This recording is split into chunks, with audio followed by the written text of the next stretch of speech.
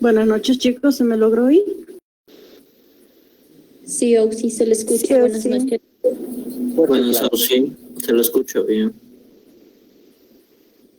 Bien, ya se solucionó el problema del micrófono. Ya no soy un robot. Ok, todavía somos 51. Vamos a esperar hasta un punto y unos minutitos más hasta dar inicio a la clase. ¿Está bien? Cualquier cosa, encienden su micrófono y pueden consultar o alguna duda que tengan, ¿ok?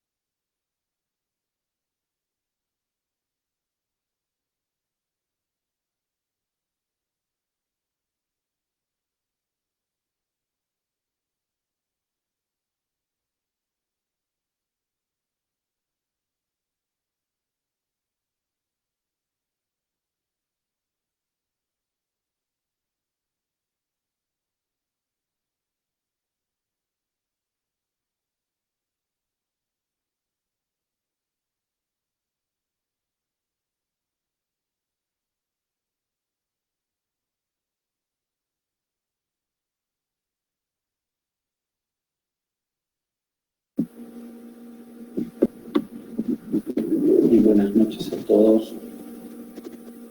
Vamos a... Buenas noches, Arqui. Vamos a dar inicio. Buenas noches, ¿cómo estamos? Vamos a dar inicio a la clase. Una introducción al nacimiento y después vamos a ver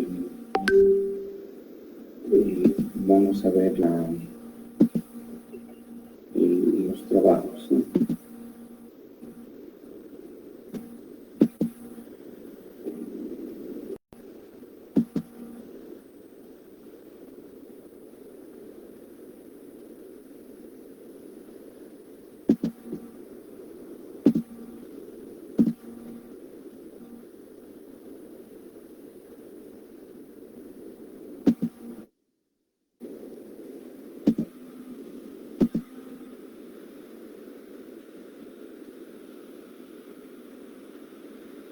¿Se puede ver mi pantalla?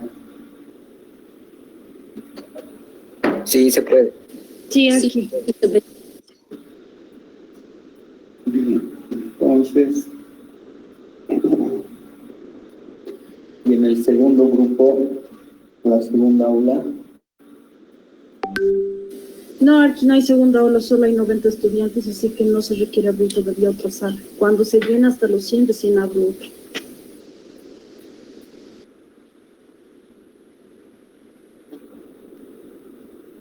ya.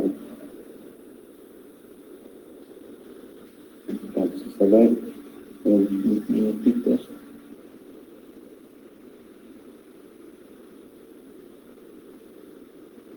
Pueden copiar esta diapositiva, mientras tanto.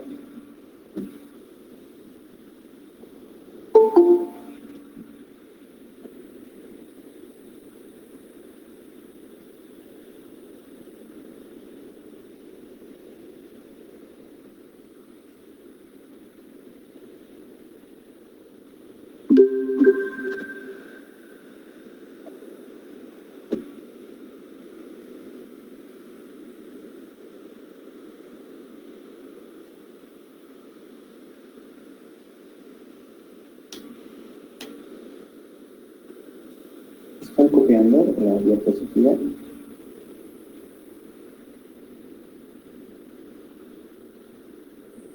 Y Arqui. Soy arquitecto. Ya.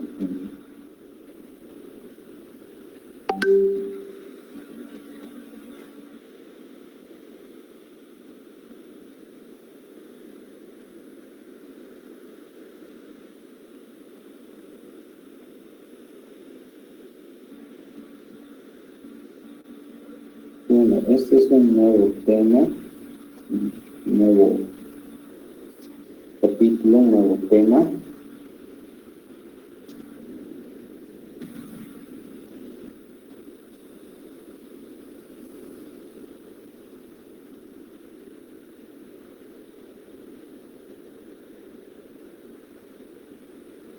Entonces,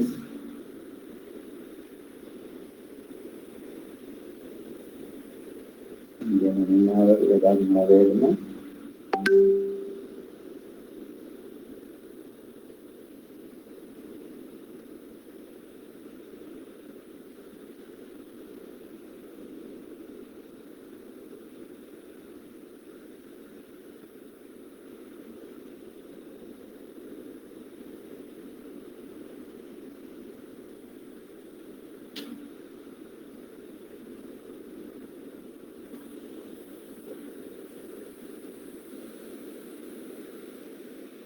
Bien, entonces vamos a explicar la transición de la Edad Media a la Edad Moderna. Y esta es su primera fase denominada Renacimiento. Según el materialismo histórico, como lo vamos a ver después, esta etapa corresponde entonces a las sociedades capitalistas, y en su primera forma el Renacimiento consiste en una sociedad precapitalista, ¿no? Se desarrolla a partir de 1400, más o menos, 1400. Por eso es que este momento también se le denomina el 480, como ven ahí, el 480 italiano. Ya nuevamente vamos a ubicar nuestro estudio en Europa y vamos a tomar como ejemplo algunos personajes de la actual Italia.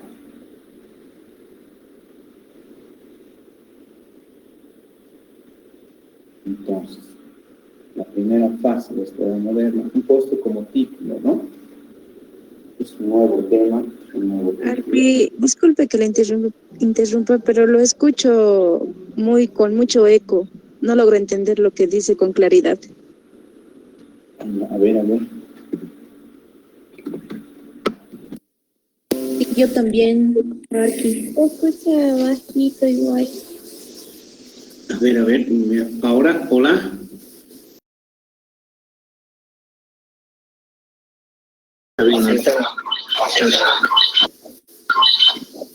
Ahora sí se escucha.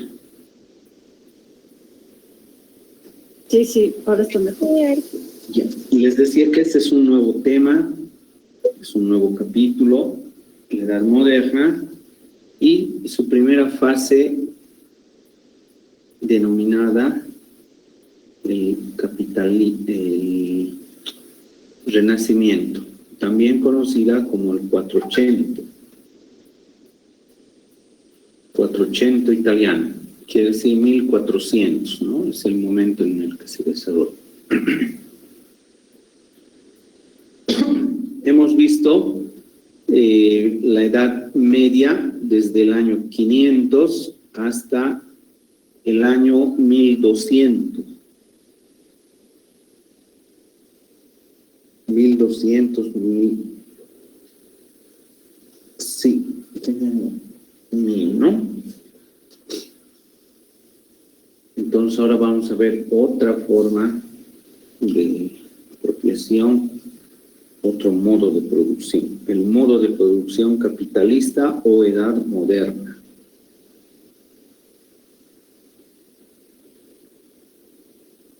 Y su primera fase se denomina el Renacimiento o el 480 italiano, ¿no? Es una sociedad precapitalista. Nuevamente hay que remitirnos a la Europa medieval. Todo esto se constituye en una serie de reinos de índole cristiana, ¿no? Y este Mediterráneo había estado bloqueado por la presencia de los árabes desde esta región, por todo el norte del África,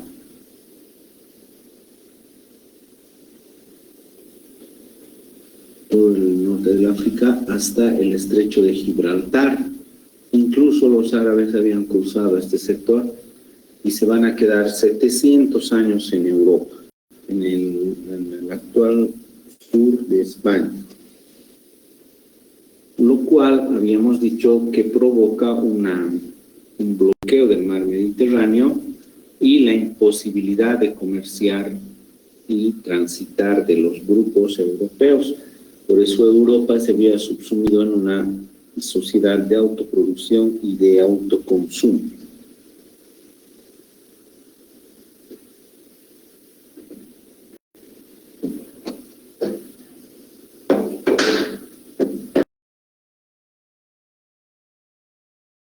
Habitantes de estos lugares se van a agrupar y le hacen unas consultas al Papa, a la Iglesia, y deciden iniciar una serie de viajes a este sector, Medio Oriente actual,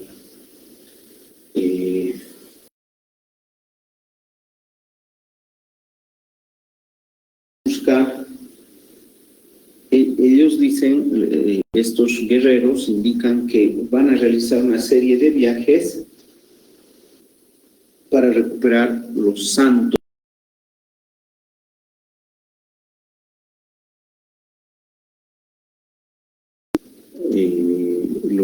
lugares y algunos implementos que habrían pertenecido a Jesús por ejemplo, el manto sagrado, ¿no?, con el que se había cubierto a Jesús y por última vez, la copa de vino en la que él había compartido con sus discípulos durante la última cena, cáliz de plata, probablemente el arca de la alianza, ¿no? Entonces, estos caballeros medievales van a realizar una serie de incursiones y viajes, ¿no? Aquí vemos la primera cruzada, por ejemplo, esta de blanco. Desde París vienen por aquí, realizan varios viajes en procura de recuperar estos santos lugares, el manto sagrado, el cáliz de plata, probablemente el arca de la alianza, ¿no? Y para lo cual estos nobles, estos señores, deciden formar un ejército santo. Van a dibujar, van a usar como divisa, mejor dicho, una cruz en su vestimenta, una cruz roja, lo cual va a provocar que se les denomine como los caballeros cruzados, ¿no? Porque tenía una cruz en su pecho pintada, en su ropa, quiero decir, y es así como se les va a conocer a estos señores los caballeros cruzados. Ahora, un ejército para realizar un viaje y hacer una incursión no solamente necesita estos caballeros que eran los capitanes o generales según su importancia, sino se necesita también un ejército. De donde tenía mucha gente en sus feudos, en sus territorios, entonces van a convertir en algunos casos a su mano de obra, a estos hombres del campo, los van a convertir en soldados, en guerreros, para conformar un ejército. Entonces, si una persona está todos los días labrando la tierra, cosechando, y de repente viene alguien y te dice, ¿quién quiere anotarse para ir? ¿Dónde? A los santos lugares, a recuperar ciertas cosas, y que se les va a pagar algo. Entonces, la oportunidad de cambiar de actividad, ¿no? Y siempre la idea de hacer un viaje con futuros éxitos y por ende con ciertos beneficios.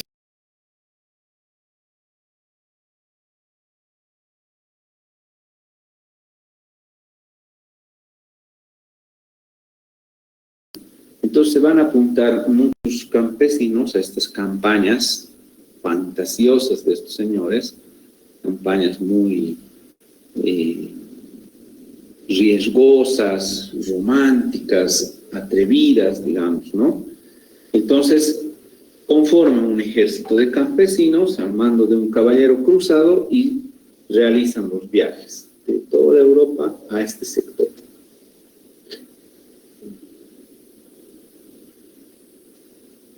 ¿Se está escuchando bien ahora? Sí, cierto. Sí, Arqui. Sí, Arqui. Ah, ya, qué bien. Entonces, miren, este lugar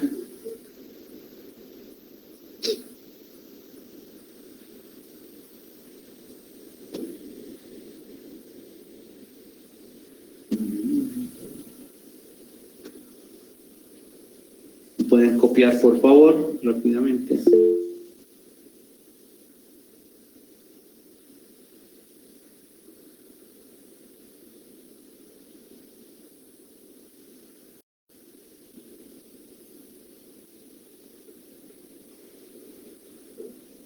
Me avisan, por favor, cuando terminen de copiar.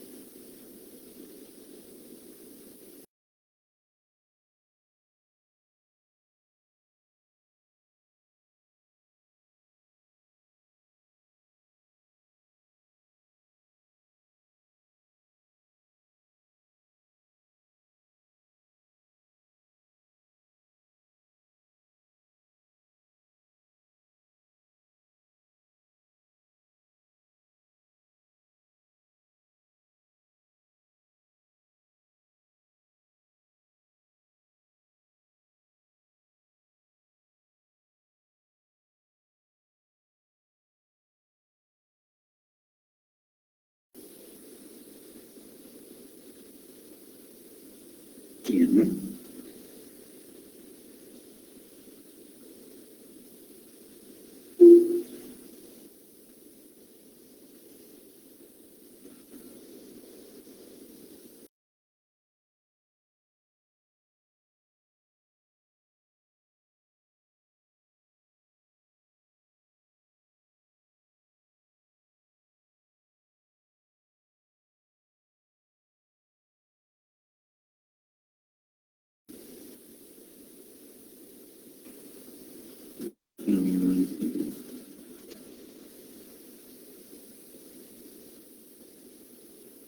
¿no? Entonces, muchos de los siervos de la gleba, muchos de los campesinos que habían viajado, miren cuántos viajes. La primera cruzada en color blanco, la segunda cruzada en este color verde oscuro, tercera cruzada naranja, morado, cuarta cruzada.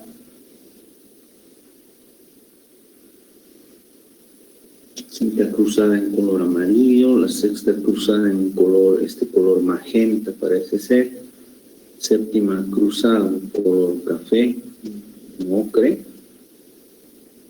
y la octava cruzada en color azul. Entonces, cada viaje que se hacía se conformaba un ejército, y este ejército de campesinos que retornaba a su lugar después de un largo viaje muy riesgoso, lo que hacía era cambiar de actitud, porque durante el viaje había observado que existían muchos elementos que él a su retorno podría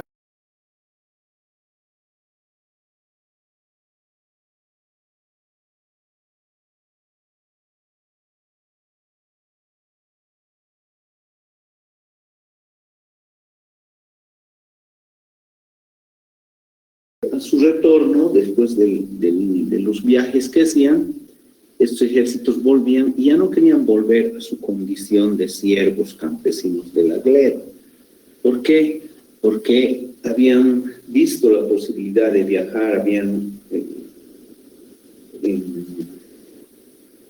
observado territorios diferentes, habían experimentado cosas diferentes y vuelven a su lugar, pero con otra visión, y además cargados de algunos insumos, de algunos objetos que los van a negociar en sus lugares, ¿no? Entonces empiezan a llegar soldados campesinos que habían participado con ciertos elementos como telas, condimentos,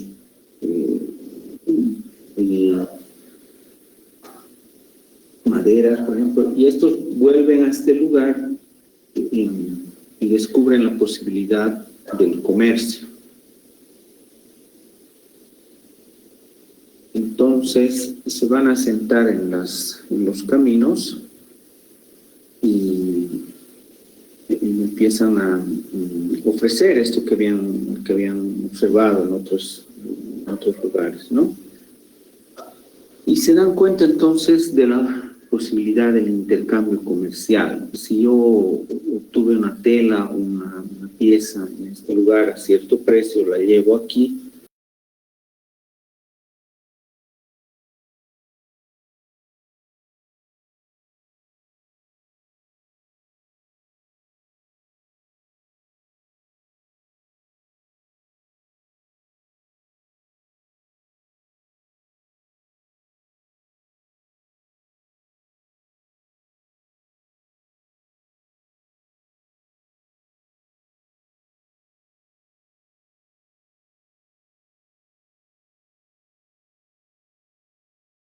está lista. Ya vamos a suponer que alguno de ustedes hace un viaje a Chile, acompañando, no sé, a un tío, a un papá. Viajamos a Chile, muy bonito, el mar, los barcos, no sé qué. Y resulta que me compro un par de celulares, me compro unas poleras porque he ido de viaje. Vuelvo a Cochabamba y resulta que un amigo ve y me dice, qué lindas tus poleras, teléfonos celulares, ¿por qué no me los vendes? Y entonces uno dice, a ver, yo compro en 10 bolivianos y lo puedo vender en 50 bolivianos. Y voy y me compro otro, no hay problema. Entonces, ese fenómeno se va a observar en estas cruzadas. Los soldados que habían viajado retornan con una serie de insumos que los van a intercambiar o mejor negociar en sus lugares de origen. Y esto va a hacer que el campesino, pueden notar con una flechita, se convierta ahora en comerciante. Dejo mi condición de campesino ligado a la tierra, una condición de prolongación de la tierra, y ahora me he vuelto un comerciante que realiza viajes, trae y vende cosas. Entonces estos campesinos, que eran los pobres, los sometidos en una edad anterior, ahora se han vuelto poderosos, han empezado a lucrar con el dinero, ¿no? Muchos de ellos se vuelven riquísimos y posteriormente estos señores darán origen a una nueva clase social denominada la burguesía capitalista. Entonces, ya no quiero ser campesino, por supuesto, ya no. ¿Cómo voy a ir a labrar la tierra? Esto que el otro, he descubierto la plusvalía, ¿no? La idea, la posibilidad de comerciar y generar un recurso adicional para mí. Entonces, ya no quiero ser campesino. Entonces, ¿en qué se convierten estos señores? Les pregunto.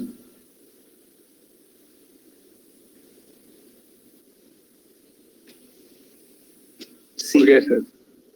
Burgueses. Comerciantes burgueses. ¿Por qué se llaman burgueses? Se llaman burgueses porque realizaban este intercambio comercial de productos, intercambio económico, en unas plazas o encuentros de caminos de creación espontánea que se denominarán burgos posteriormente, ¿no? Del burgués. Y estos burgos son el germen de las ciudades capitalistas modernas, ¿no? Básicamente son los lugares de intercambio o mercados, los lugares de origen. ¿Pueden esperarme un momentito, por favor? Voy a traer un poco de agua.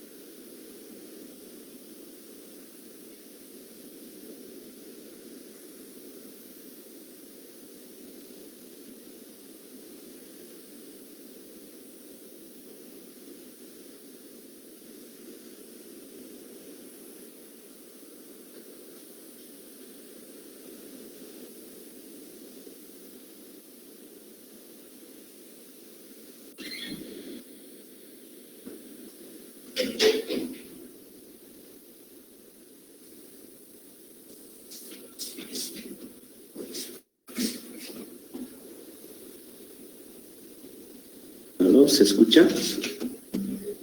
Sí, Arqui. Ya. Sí, Arqui. Bien. Y aquí se escucha. Durante la Edad Media, ¿cuáles eran las clases sociales?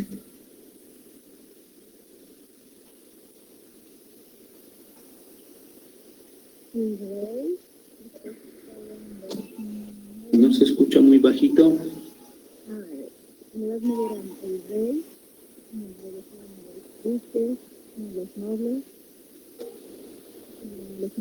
¿No se está escuchando? Durante la Edad Media, ¿cuáles eran las clases sociales? ¿Me escuchas?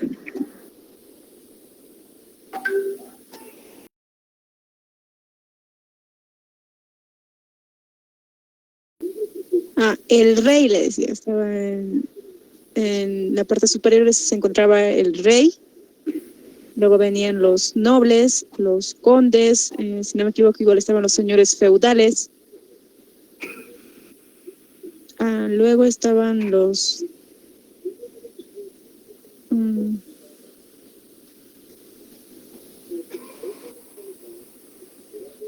Burgués y ejército. Luego el pueblo, ciudadanos y luego los siervos. Ya. Entonces, por un lado teníamos a los nobles, en resumen, podríamos decir a los nobles feudales, y por otro lado a los siervos o campesinos. En este caso estamos hablando del surgimiento de una nueva clase social. ¿Dónde la ubicaríamos? Es una clase social que detenta dinero, ¿no? Él hace el comercio.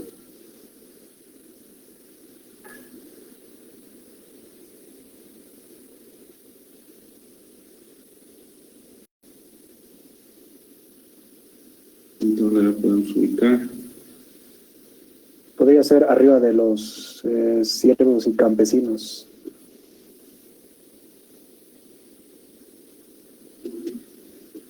Pero, ¿y la nobleza?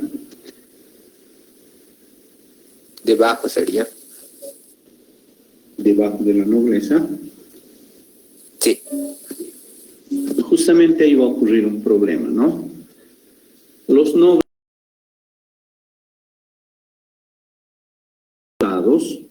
¿no? Los templarios también viajan y retornan y no llevan nada.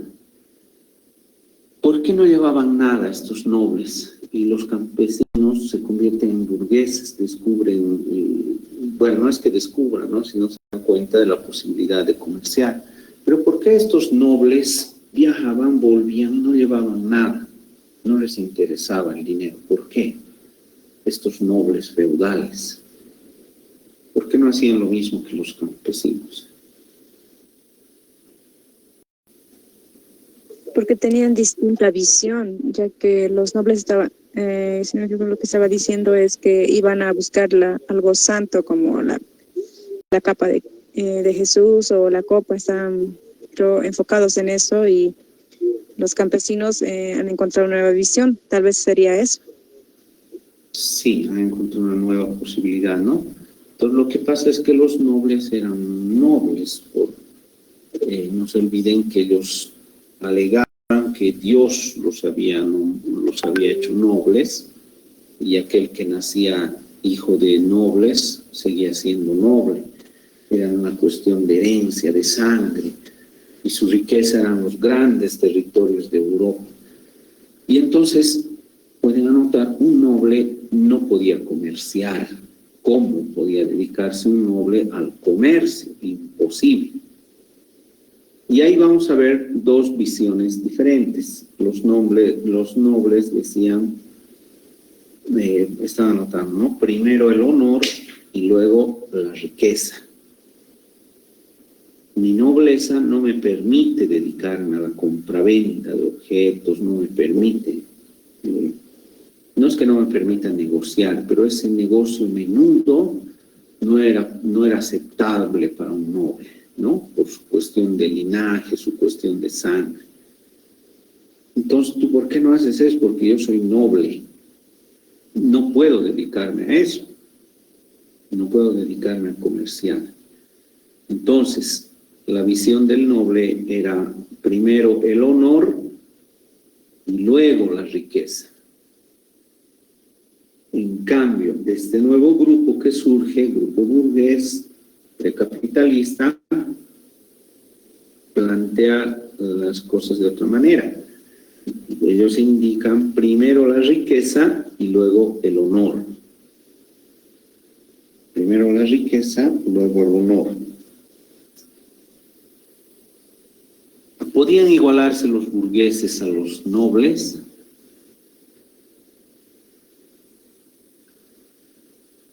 Yo creo que sí, Liz, la verdad. O sea, ya tenían riqueza y los nobles también, pero los nobles eran nobles y los burgueses se hicieron ricos. Por lo tanto, yo creo que hacerse rico les ha llegado a un nivel tal vez de los nobles. Exacto, los burgueses querían ser parte de la nobleza. ¿Y saben qué pasa? Los nobles los rechazan. Les dicen, podrás ser rico, pero no eres noble. Pero ¿cómo puedo? Porque no lo llevas en la sangre. Entonces nosotros tenemos títulos nobiliarios, con N, ya de nobleza, títulos nobiliarios. Y eso es algo que no podían obtener los burgueses por su naturaleza, por su origen campesino, por su origen en el modo de producción anterior. Entonces, llega un momento que estos burgueses llegan a ser tan ricos que incluso van a superar a muchos nobles, y al contrario, los nobles gastan mucho, gastan, y muchos nobles van a empobrecer porque se dedicaban a estas campañas costosas.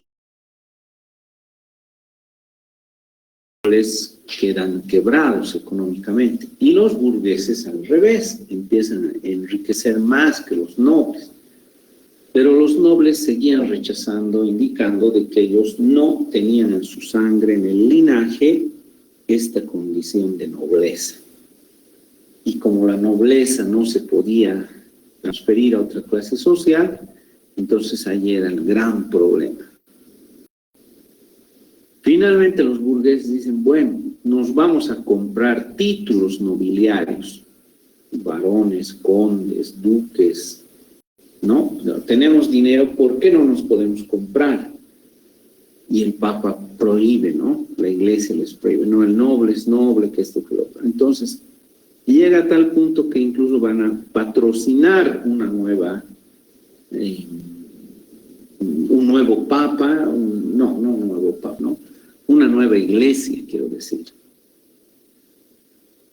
que después la conoceremos como la iglesia protestante, ¿no? Macana, no me dejan entrar a su equipo, entonces yo hago mi propia iglesia, me compro mis títulos, pues realmente fue muy...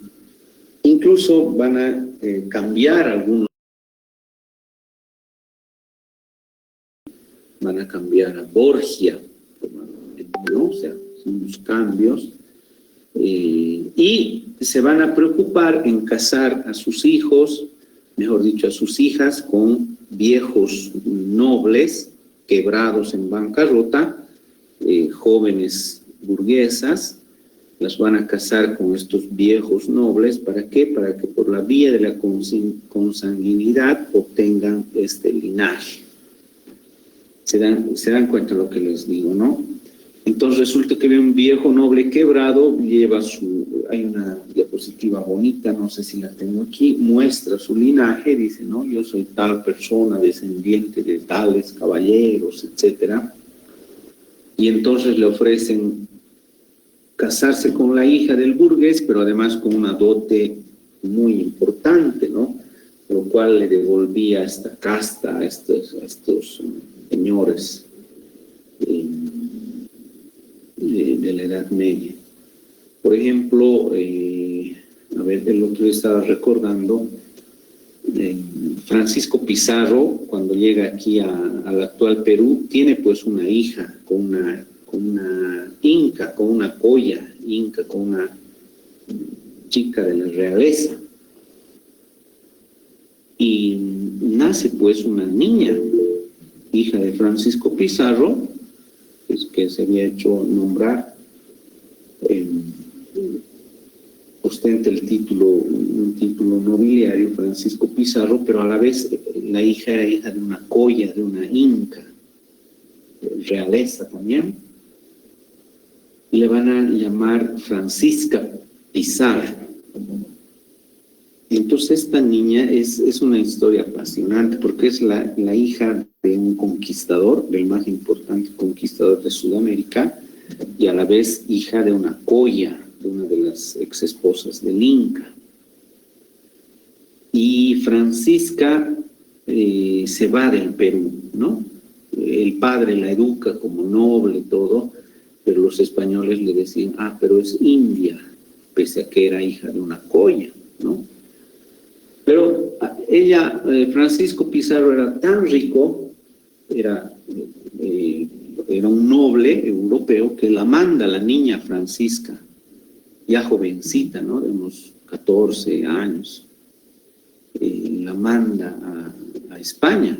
Entonces la niña viajaba en un barco y pedía cosas de comer, pedía agua, pedía, todo pedía, ¿no? Entonces dice que el que habían contratado estaba entrando en déficit porque él solo quería llevarla, no pensaba que iba a ser tan caro.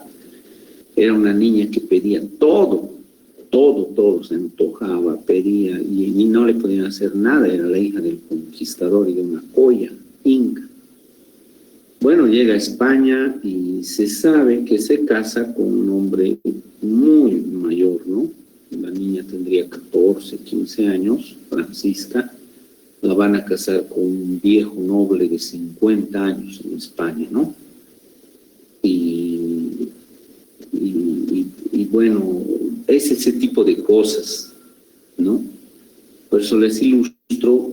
Pero en el caso de los burgueses, tenían dinero, habían constituido una iglesia, habían comprado títulos, pero no tenían esa pureza de sangre, digamos. Es lo único que les faltaba. Y lo que hacían era casar a sus hijas con viejos nobles para de rebote obtener, bueno, la hija, la que se casaba, obviamente adquiría el título nobiliario y por ende la descendencia, ¿no? Los hijos. Pero ese tipo de cosas. ¿Qué decían los nobles? A ver, otra vez, primero, ¿qué cosa era para los nobles? Primero el honor, luego la riqueza. ¿Y los burgueses? Primero la riqueza y luego el honor.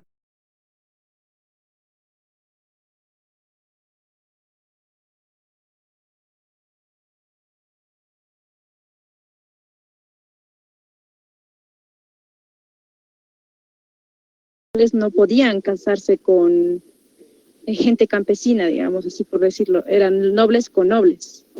Creo que tenían su ley, ¿no? Entonces esa su ley lo cambiaron para hacer estas bodas. Exactamente.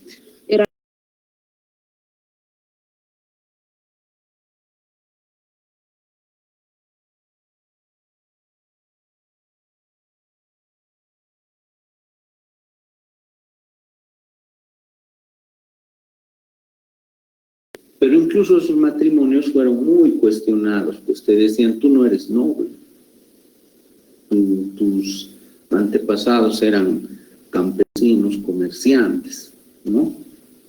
Entonces, miren esa visión, el año 1300, 1400, el 480. Entonces, es interesante y chistoso nos parece ahora, ¿no? Tener que hacer casar a alguien para que adquieras esa condición. Y estos antiguos soldados del campo que habían viajado acompañando a estos capitanes y demás, volvían y se dedicaban pues al comercio, y en ese espacio, ustedes saben que donde hay un comercio empiezan a aparecer otras actividades colaterales, empiezan a aparecer la comida, el alojamiento, el que vende sombreros, el que vende zapatos, el que vende herraduras, el que arregla herraduras, el hospedaje. Empieza a conformarse lo que conocemos como burgo. Por eso que se llama burgueses, porque ellos vivían en los burgos, ¿no? Que a partir del mercado habían crecido unas ciudadelas. Y un noble decía, yo, ¿cómo voy a vender pues zapatos? ¿Cómo voy a vender pan? Imposible. Entonces, usted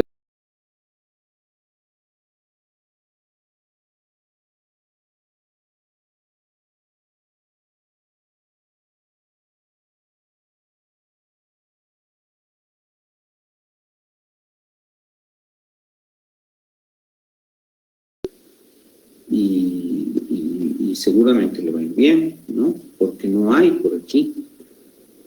Entonces, en la actualidad pensamos así. Yo no me dedico al comercio, nada. Que no quisiéramos tener ahorita un negocio de lo que sea en esta crisis. Un noble diría, no, ¿cómo voy a vender comida? Yo ahorita vendería comida porque full así, los deliveries y todo. Yo mismo compro y es carísimo pedir comida. ¿Se han dado cuenta o no en la cuarentena?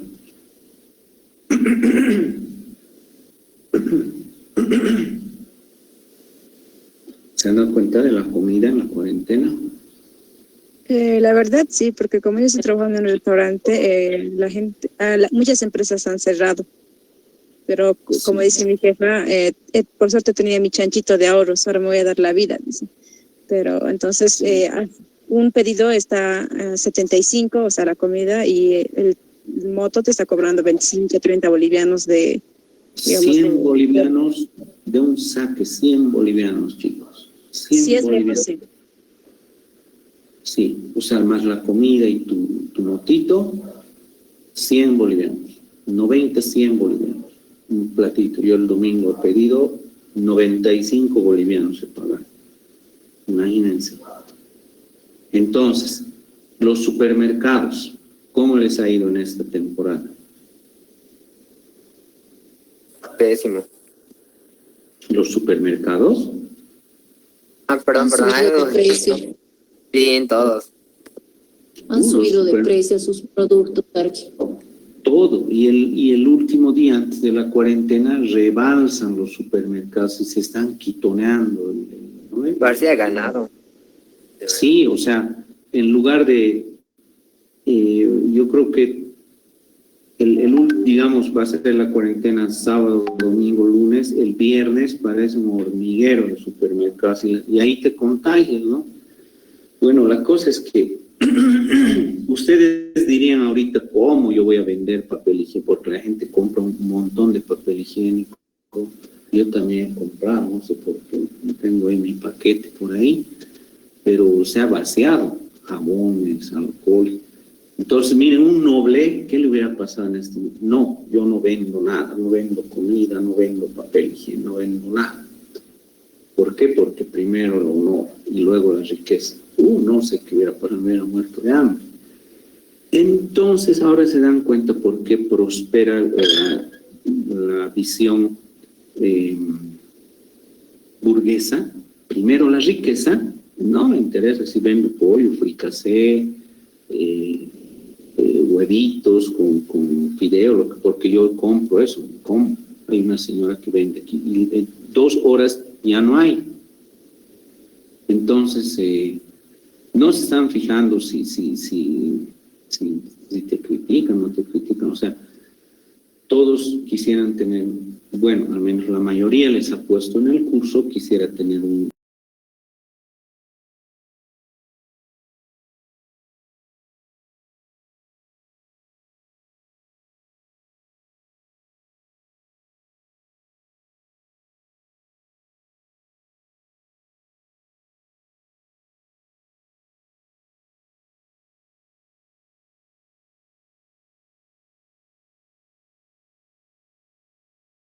de pollos, claro.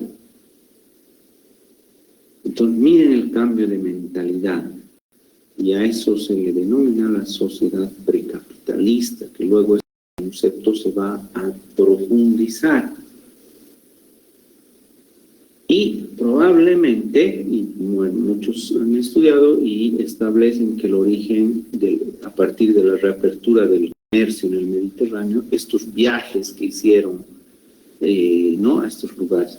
Además hay un Marco Polo, por favor le voy a pedir a la ¿Sabes qué te voy a pedir? Que coloques más hacia ti esto. Es peligroso. Colócalo hacia el fondo, lo siento. Está cargado tu micro. Alexia. ¿Qué ha pasado? Se les zafó su micrófono. Ya.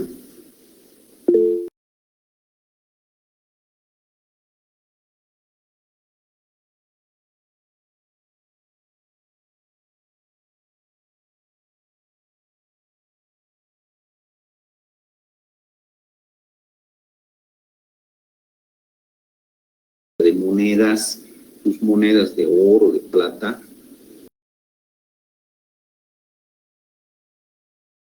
porque realmente eran de plata las monedas, ¿no? El oro, la plata. Y llega a estos lugares y resulta que le dicen, ¿cómo vas a usar eso tan pesado? Así, imaginen cargar tu bolsa de monedas de oro, de plata. Son muy valiosos, efectivamente. Pero él se da cuenta y descubre que en Europa estaban realmente atrasados porque en el Asia ya habían usado el papel, ¿no? Los chinos. El papel que usamos ahora, 20 bolivianos, es un papel.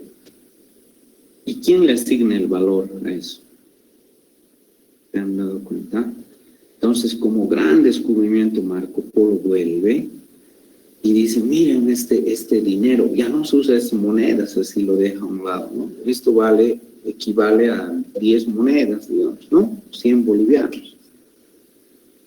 Entonces, esto es más liviano. O sea, él estaba explicando el concepto del papel, de la moneda, del billete, de la papel moneda. Así le dicen en la Europa medieval. A ver, trae tu billete, tu dinero en papel, y le prenden fuego a sus 100 bolivianos, ¿no? Ahora, ¿dónde está tu dinero?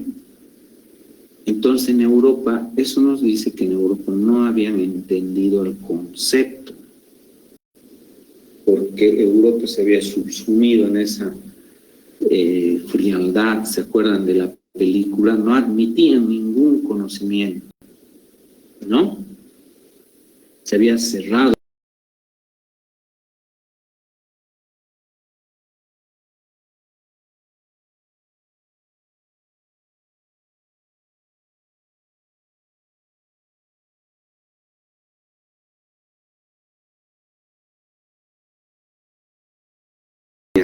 Había un viejito, un abad, no sé qué, ¿no? Bueno, en realidad era un grupo. ¿Qué cosa es?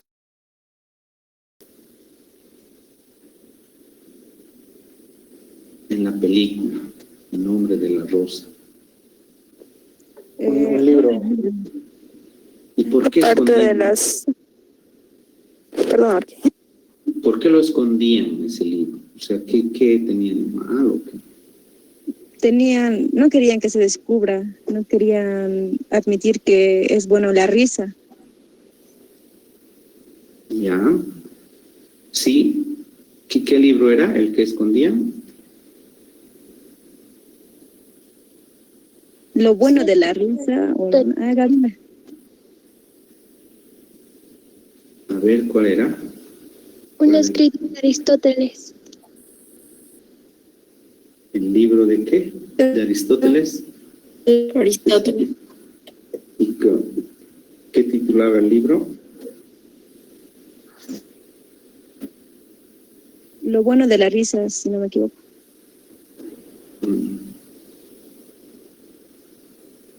A ver, revise. Pero aparte de ese libro, ¿habían otros libros más que no querían que sean vistos? Sí, aquellos libros relacionados con la ciencia. Exacto. Con la ciencia, ¿no? Porque los griegos en tantos años habían estudiado al cuerpo humano, a la mujer, ¿no? El drama, la comedia. Imagínense ahora sin el cine. ¿Les gusta a ustedes el cine? Yo ahora de tiempo lo veo a este, al que hace la máscara, Jim Carrey. Y entonces empiezo a reír, vemos al Chavo del Ocho, nos sigue haciendo reír, ¿no? Generaciones, con cosas simples. Pero también hay momentos que quieres ver algo de suspenso, ¿no? La velocidad, así. Y claro, alguien diría, ¿por qué estás perdiendo tiempo? Pero no sé, o sea, quieres ver, es como... y a algunos les gusta incluso el terror. Yo no puedo ver ese terror, no sé cómo ven, otros para qué ven, no sé. Pero parece que es esa sensación, no sé. ¿Qué es lo bonito de esas películas de terror? Y es algo aterrorizado, realmente, o sea...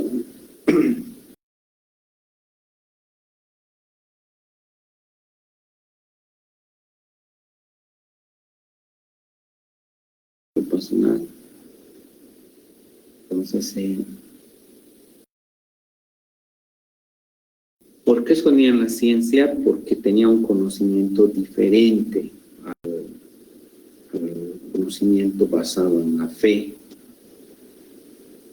¿No ve? La fe te dice que justamente es eso, tienes que tener fe, pero me voy a caer. No, tienes que tener fe. No, pues, pero no hay nada que me sujete, me voy a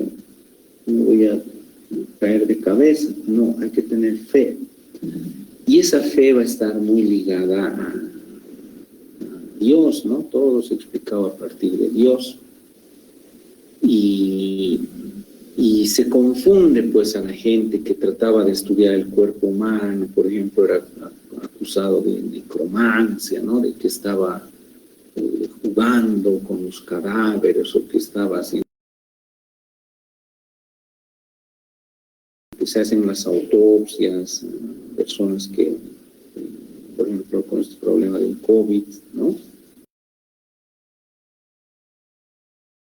Te provoca el COVID, pero no es pues por hacer brujerías, ¿no? A los que estudiaban los astros los consideraban brujos, brujas, a los que trabajaban con herbolaria, todo se explicaba a partir de Dios. ¿Han visto en la película cómo se ha perdido el conocimiento? Una buena parte del conocimiento universal. No tenemos ya muchos libros griegos, árabes, han desaparecido. ¿Han visto? ¿Cómo desaparecen esos libros? ¿En un incendio? En incendios, porque son varios. Este relato es solo una abadía. En otras abadías los han quemado a los libros. O sea, estos abads no se iban con cosas pequeñas, directamente destruían y quemaban, porque se pensaba que ese conocimiento estaba inspirado en el diablo, ¿no? O se lo comían unos animales. ¿Quiénes se los comían los pergaminos?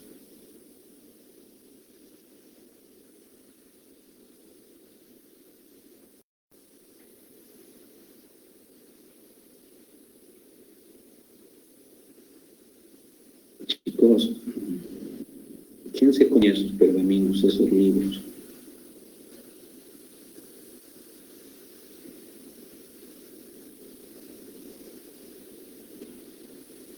Y ahora, ¿se escuchan?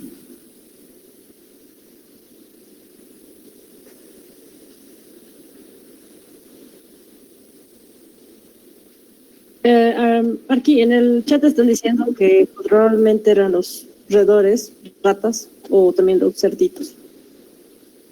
Los roedores, ¿no? ¿Por qué? Porque los almacenaban en unos depósitos oscuros, o sea, la idea era esconder ese conocimiento diferente. Y ahí accedían, pues, estos, en la película está, pero no sé por qué no, los roedores se van a comer.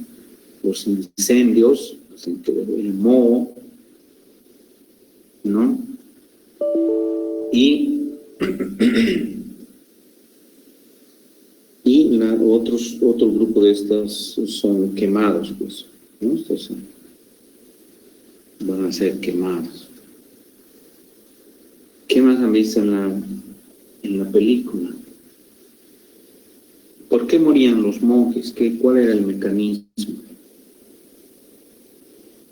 Bueno, la sesión de muerte esclavida entre los monjes era porque el libro estaba envenenado. ¿Cómo estaba envenenado? O sea, el libro secreto, ¿no? Al hojear tenían que poner su mano y a su boca la hoja y hojear con la saliva, pero las hojas estaban envenenadas y por eso es que los monjes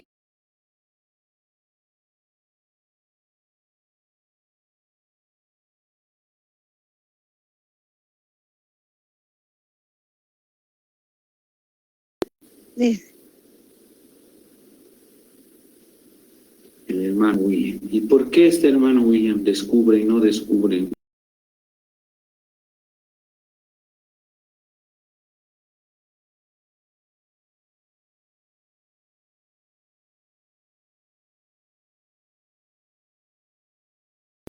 porque dale, Rodrigo. No, tú primero, Viola. Bueno, el por qué, no me acuerdo cómo se llama este personaje, pero se puso unos guantes antes de leer el libro y ahí supuso que estaba envenenado. ¿Y por qué estaba envenenado? Ya. Sí, pero ¿qué tenía de diferente este William respecto a los demás monjes?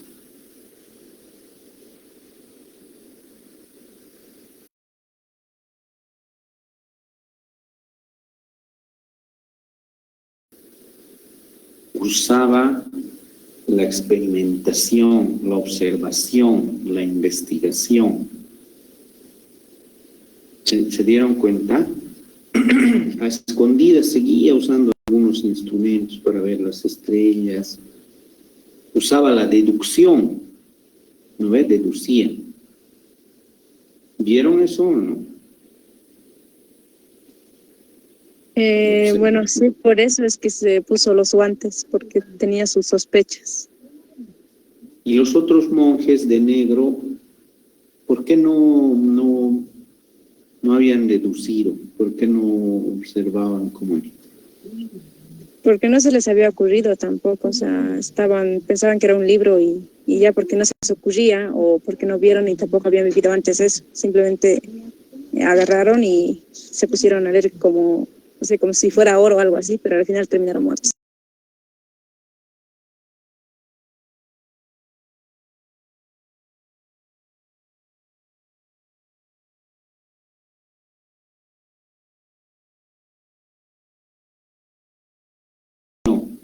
Y otras definitivamente no permitían ninguna forma de observación y experimentación. Entonces estos monjes de negro estaban tan cegados por su fe, y había un viejito también, ¿no?, que decía, son las trompetas, la séptima trompeta va a sonar y es el fin del mundo.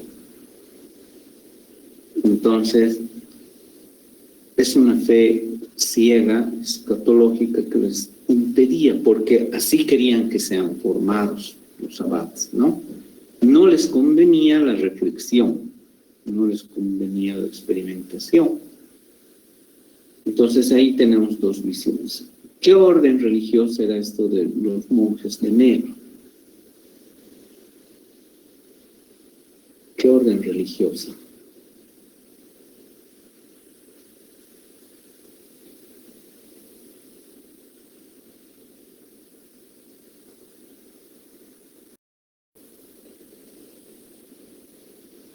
¿Qué orden religiosa, no? Como esos monjes de negro.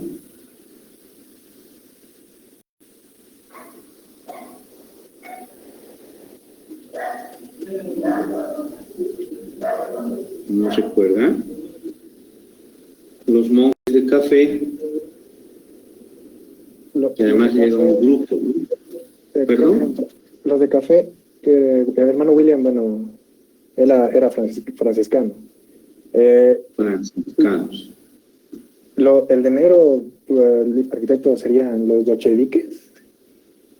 Dolcheviques, no hay eso. Ah, ok.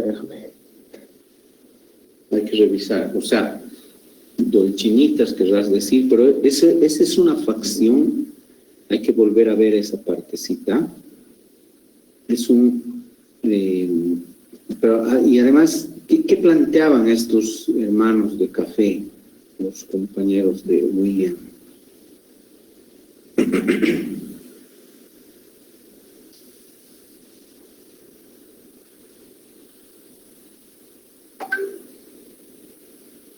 Se enfrentan al delegado del Papa, ¿no? ¿Qué le decían? ¿Por qué se peleaban?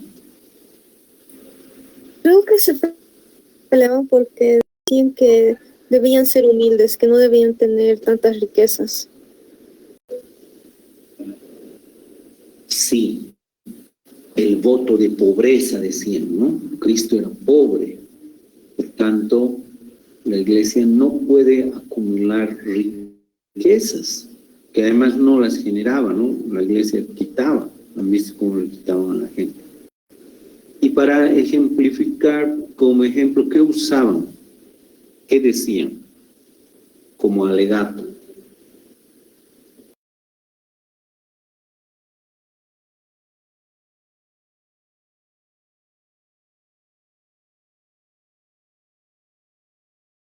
La iglesia debía ser mesurada, humilde, como dices.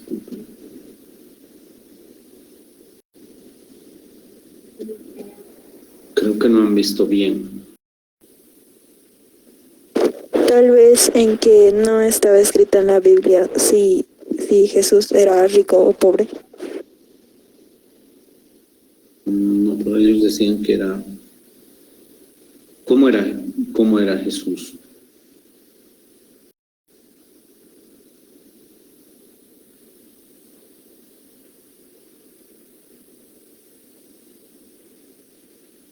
¿Cómo era Jesús?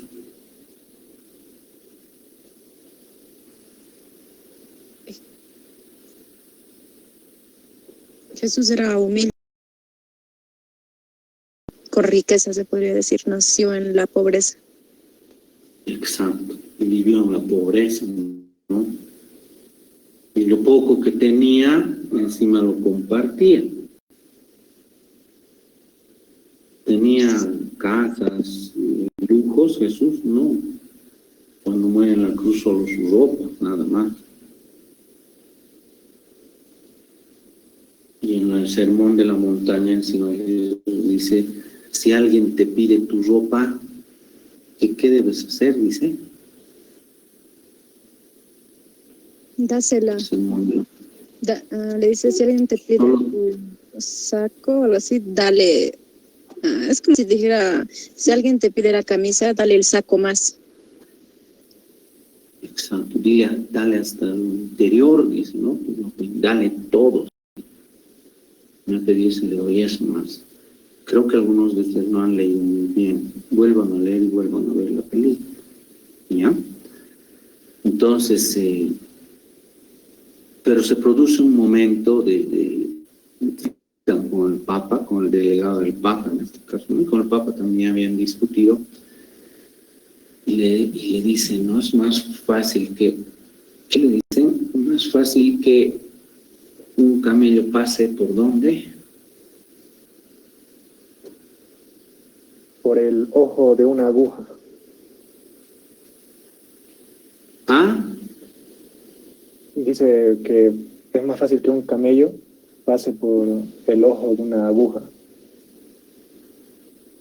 Y a completar, más fácil que un camello pase por el ojo de una aguja. ¿Sí? ¿Pero qué más? Y que ustedes los ricos se despojen de su riqueza, algo así.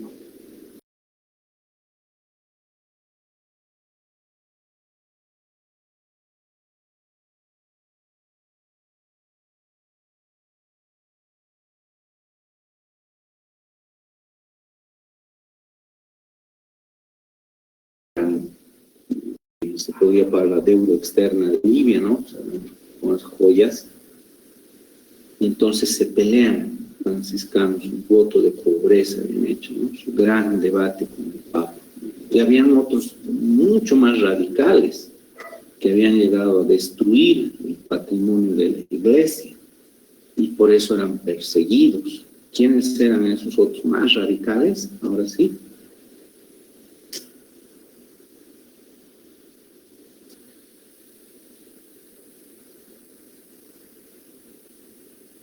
Estos franciscanos todavía debatían, ¿no?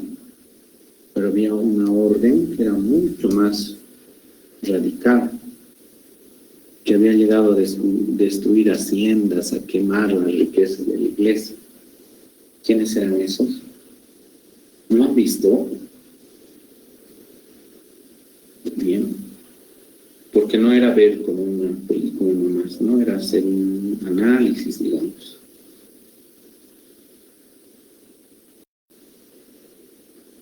Bueno, pero vuelvan a ver. Entonces, William, al igual que los jesuitas, después tiene una visión más humanista, más amplia, y lo que van a hacer es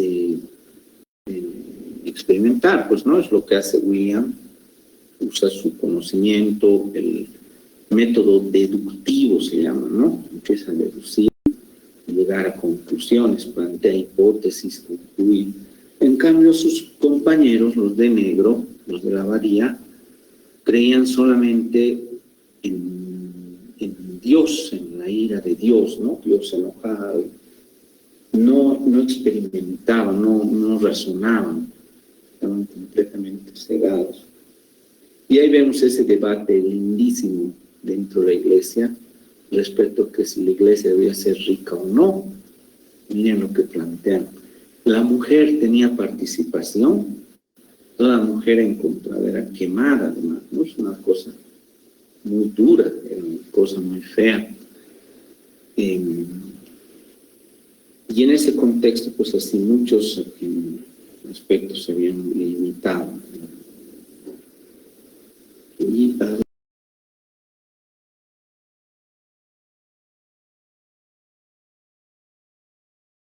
se tendría que estar plasmado todo eso, ¿no? Sí, que corresponde bien, ¿no?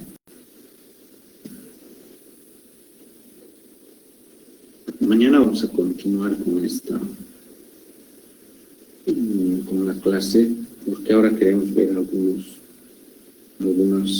resultados de algunos trabajos que hay hecho. A ver, ¿quién puede empezar? Ana Carolina, por favor, puede mostrar el sermón de la montaña. ¿Qué versículo he elegido? ¿Por qué lo he elegido? ¿Y cómo lo comunicaría visualmente? Ana Carolina Rodríguez Solares.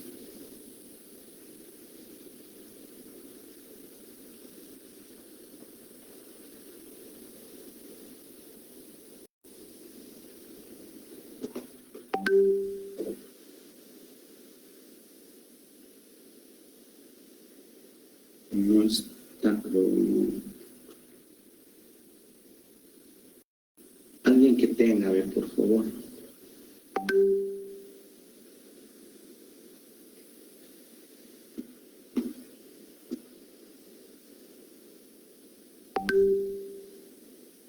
Brian Moya. Por favor, con parte espontánea veremos.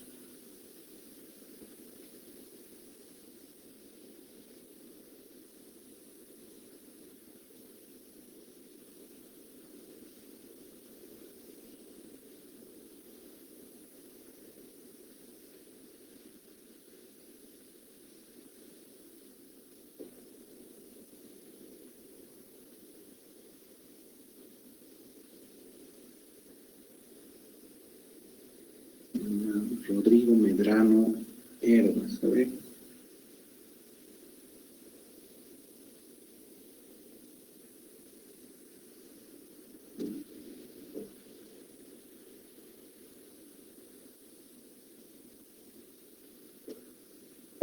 No, todavía no, licenciado, todavía no lo tengo.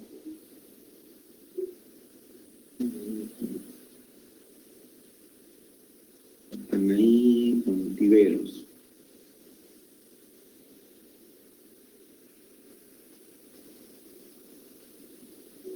No he leído Arqui todavía.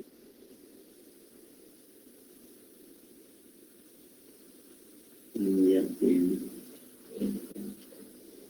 Edgar Esteban.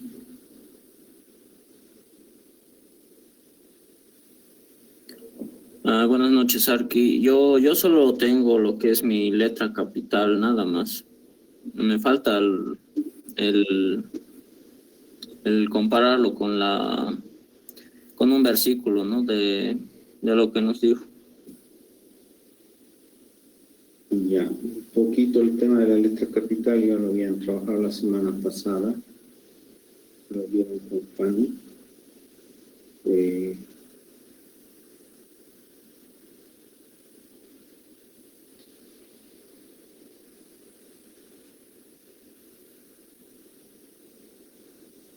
Ver alguien que haya avanzado.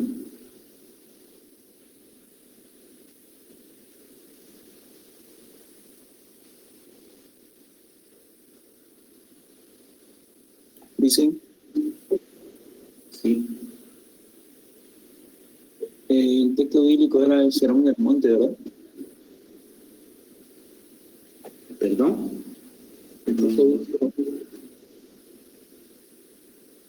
Buscar un texto bíblico y poner la imagen era el sermón del monte, ¿verdad? Pregunto.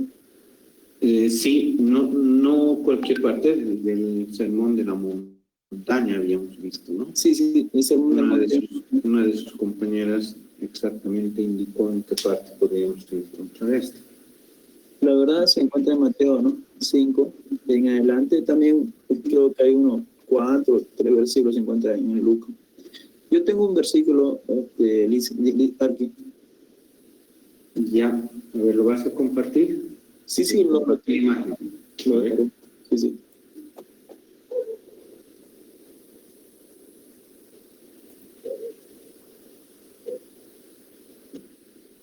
¿Lo ven, Lice? ¿Lo ven aquí? Sí.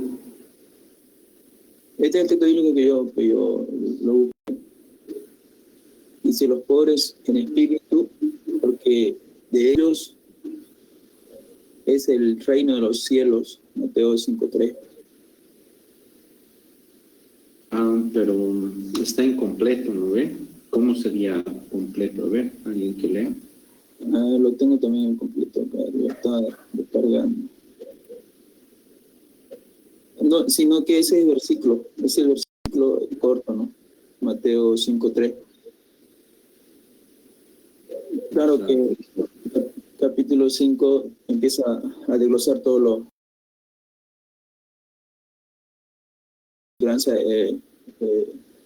los pobres en espíritu.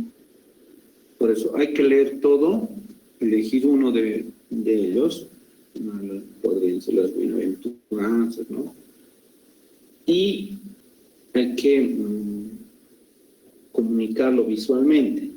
Lo que estamos planteando es que hemos ideado un trabajo en el que nos vamos a ubicar en la Edad Media, donde el pueblo, los siervos de la gleba no pueden leer. Entonces, yo puedo mostrar uno. ¿Cómo hacemos para comunicarles este mensaje? A ver.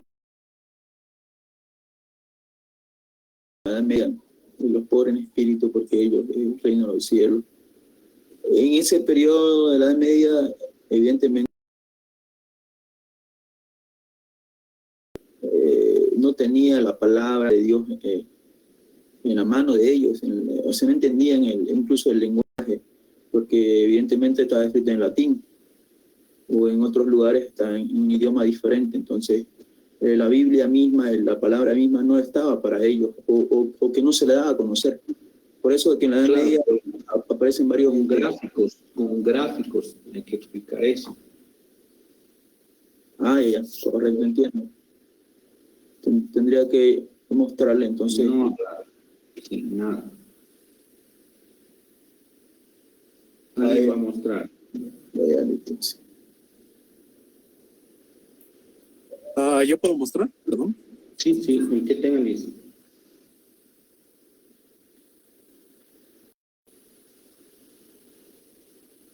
Hay que apurarnos un poco con ese trabajo, porque no solo es hacerlo, sino yo voy a hacer la cantidad y demás.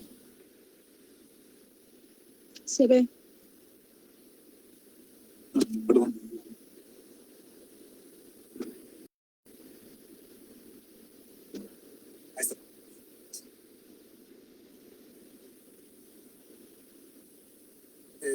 Ahí está. Versículo.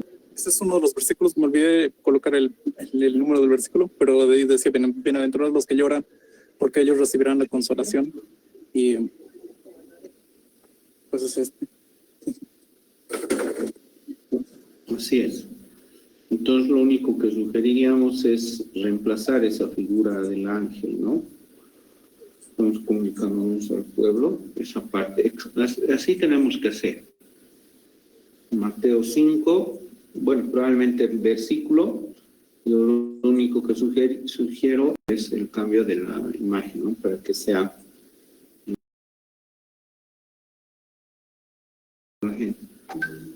A ver, comentarles, hace unos 10 años, está bien, entonces ya han visto sus compañeros cómo hay que hacer, ¿no?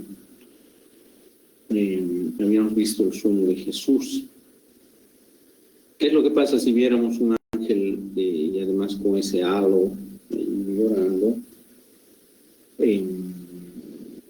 Bueno, les comentaba que hace unos 20, no, sí, hace unos 20 años, ustedes no habían nacido algunos, ¿no? Pero es un debate también, hasta hace 15 años, el Estado boliviano había contratado a una empresa, un grupo, no es empresa, ¿no? Una editorial santillana para implementar la reforma educativa. Bueno, les resulta que en los libros de lectura inicial para niños de primer, segundo curso, se les enseñaba a leer y escribir mamá, papá, por ejemplo. Han debido ver ustedes eso también. Pues resulta que decía mamá o decía papá, pero el papá era un papá con saco y corbata y portafolio. El papá peinado, ¿no? Alto, bien peinado, zapatos lustrados, con maletín. Entonces, papá, los niños tienen que repetir papá. Resulta que la mamá era una dama muy delgadita, con el cabello muy bien arreglado, cabello cortito, arreglado, una cintura delgadita, piernas largas, con una falda hasta la rodilla y zapatos de un taquito, digamos, ¿no? Y esta mamá tenía un delantal, es un delantalcito, sinónimo de la ama de casa. ¿Qué errores ustedes encontrarían ahí? ¿Qué hubieran dicho ustedes? Porque hubo un debate, no debate nacional, pero hubo un reclamo, ¿es cierto? ¿Qué hubieran reclamado al ver eso? Que no todos los papás son de sacos y que no todas las mamás utilizan tacos. Tal vez si no se visten así, tampoco son siempre delgadas y los papás tampoco son altos, tal vez esa forma de interpretarlo. Correcto. Vean ahí lo que dice su compañero. Y además la mujer siempre, o sea, ¿qué pasa si yo les dibujo a todas las chicas el gran arquitecto, con especialidad en diseño gráfico. Yo les dibujo a todas ustedes con delantal de cocina, ¿no? Y yo me dibujo con portafolio. ¿Qué les estoy diciendo? Bueno, en sí, Sí, a ver, Abigail, ¿qué más dirías al respecto? sería un pensamiento machista, ¿no? Sería que algo machista porque el hombre... No se escucha muy bien, Abigail, no sé. En sí sería... ¿Me escucha ahora? Ahora sí, ahora sí. Ya le decía, en sí lo que yo estoy, con lo que me dicen hoy, también me he imaginado ya la imagen que ha descrito, sería como un pensamiento machista. No lo digo así de mala manera, sino que, o sea, la mujer hoy en día, ¿no? O sea, si hacemos ese debate vamos a decir que eso sería algo machista porque hay mujeres también que ya son profesionales y son madres también. Ya son de saco y podrían ir a trabajar, y otras son de pollera y trenza, pero igual tienen una profesión. Y hay hombres que hay varones que por problemas no consiguen trabajo y demás, entonces están en la casa tal vez ayudando, o no sé, porque hoy en día también hay varones que cocinan, ya saben cocinar, saben planchan, hacen demás, ¿no? Entonces... Falleció un señor a principios de este año, me da mucha pena, porque yo lo seguía mucho.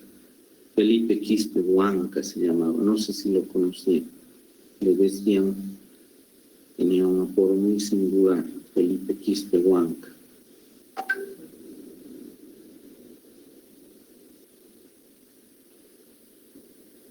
¿No lo conocían? Era alguien que había debido conocer. Abigail, ¿quién era Felipe Quispe Huanca?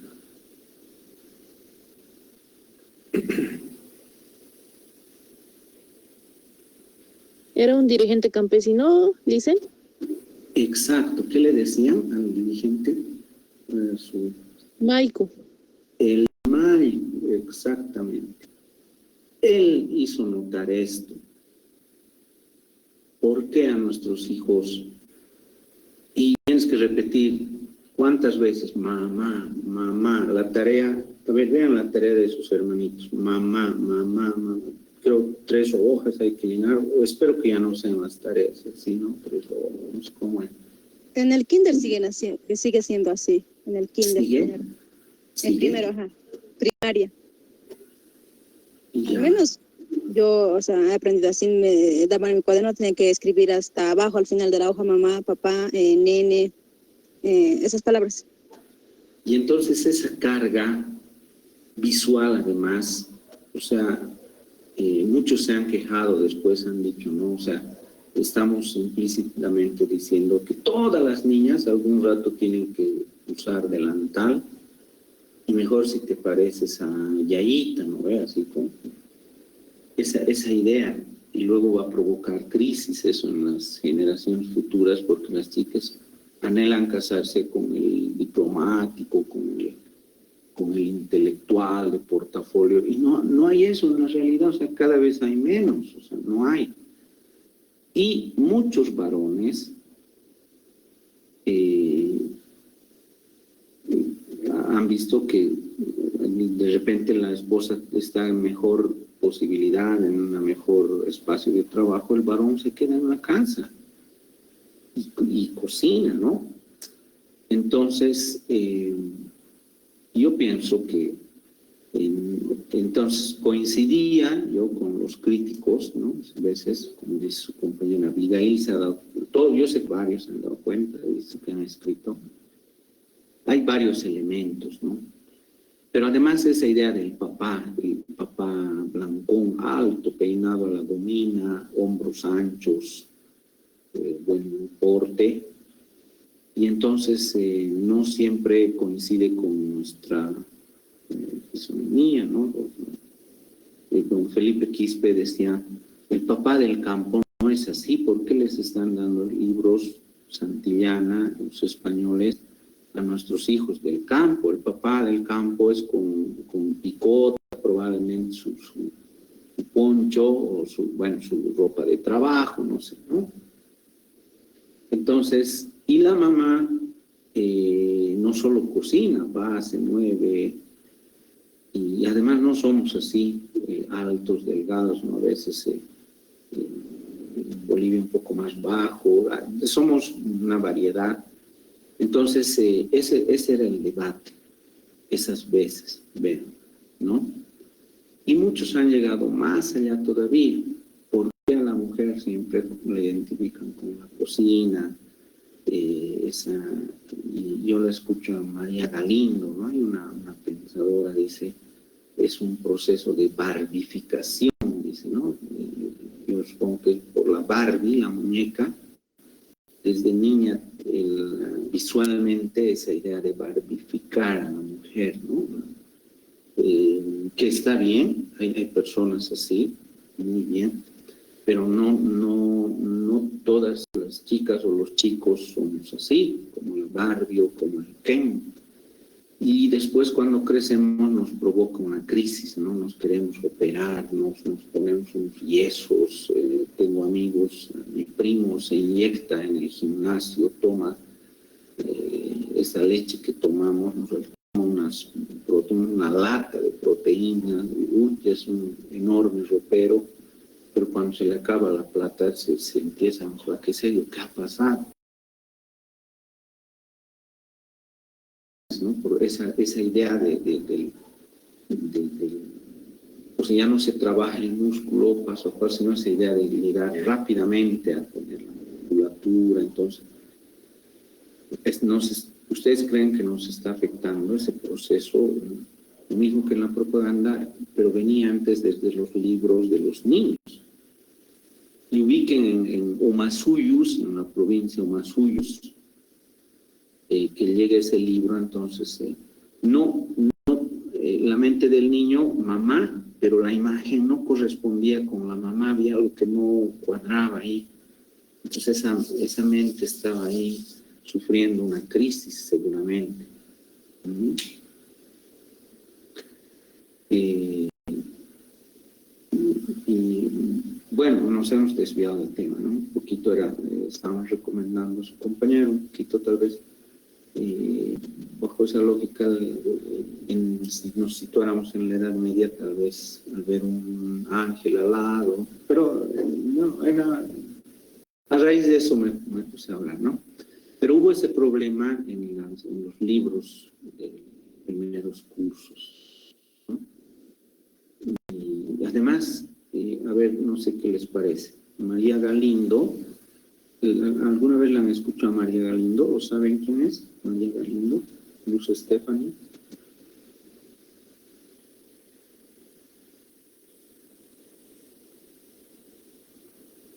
Sí, la líder de Mujeres Creando y activista feminista y entre muchos otros.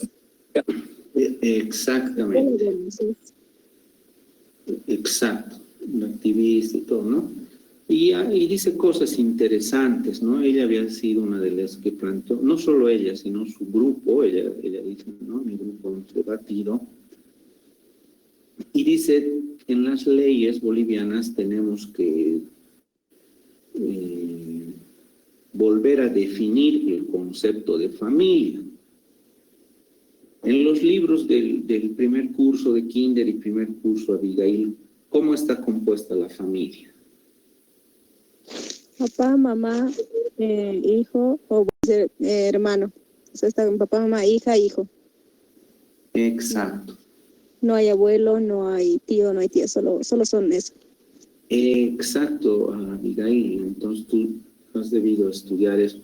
Claro, papá, mamá, hijo, hija, ¿no? Hijitos, ¿no? Hermanitos. Así. Además, papá siempre primero, ¿no? Entre otras cosas.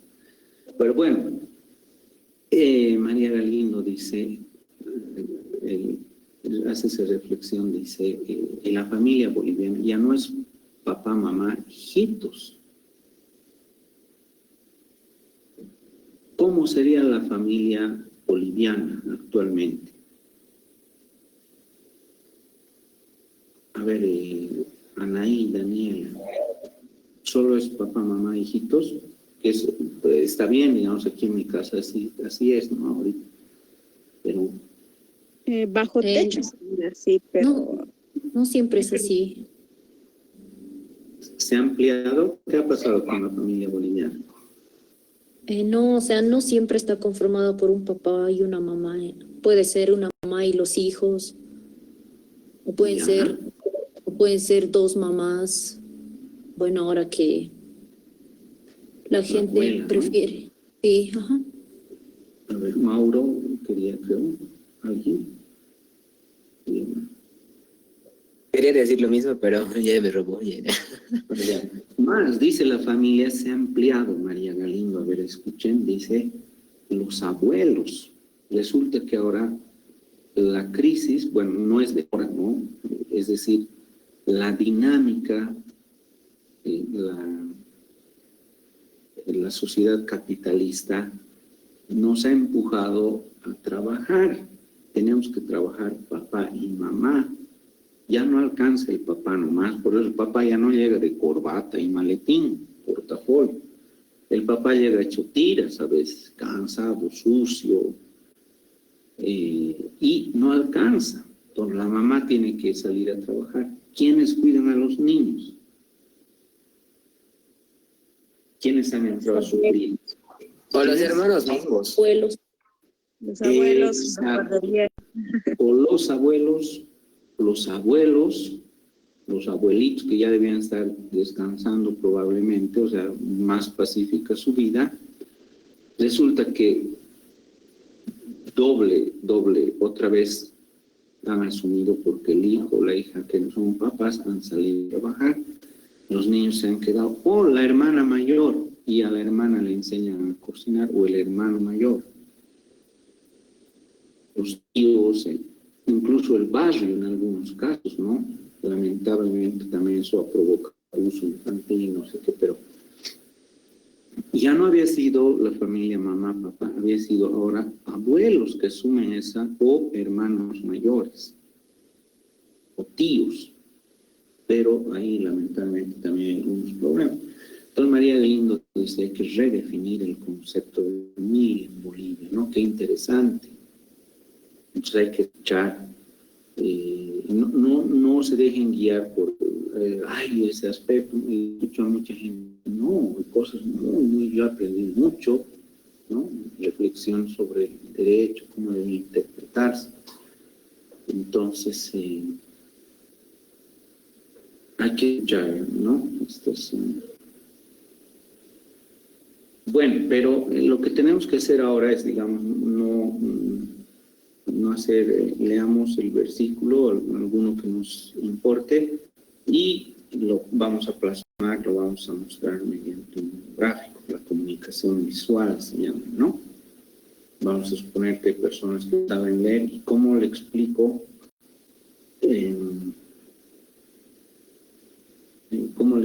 a un grupo de personas que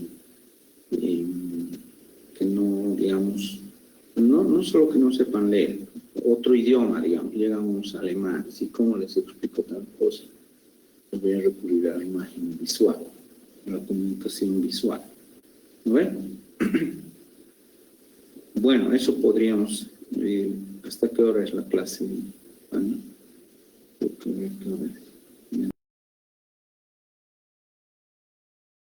A las 9. Tenemos 20 minutos, entonces habría que, por favor, leer en este momento y plantear, ¿no? Hasta las 9 aprovecharemos, por favor. Está bien. Ya, vayan a trabajar, aprovechen este tiempo, por favor, jóvenes, aprovechen, ¿ya? Mañana vamos a ver, voy a explicar la segunda parte del Renacimiento, y ya vamos a ir de a poquito entrando al Renacimiento y vemos los trabajos. Bueno, haremos eso, no ganaremos este tiempo. Ya, Arqui, buenas noches, hasta luego. Arqui, una pregunta, perdón, sobre los trabajos, o sea, ¿podemos dibujar o podemos buscar la imagen? Eso no logro entender bien. Agarro un versículo y voy hay que dibujar. Sí. Ya. Gracias. Dibujar, sí. A mano, por favor. Con aplicación de color, ¿no ve? Iluminado. Yo creí que ya había un avance, pero bueno, eso está mañana. Cerrando, apuntes mañana el nacimiento. Cerramos, subimos apuntes. Perfecto, aquí. Bueno. Bien, chicos. Hasta luego. Hasta mañana entonces. Chao, buenas noches. Mañana. Gracias, que tenga buena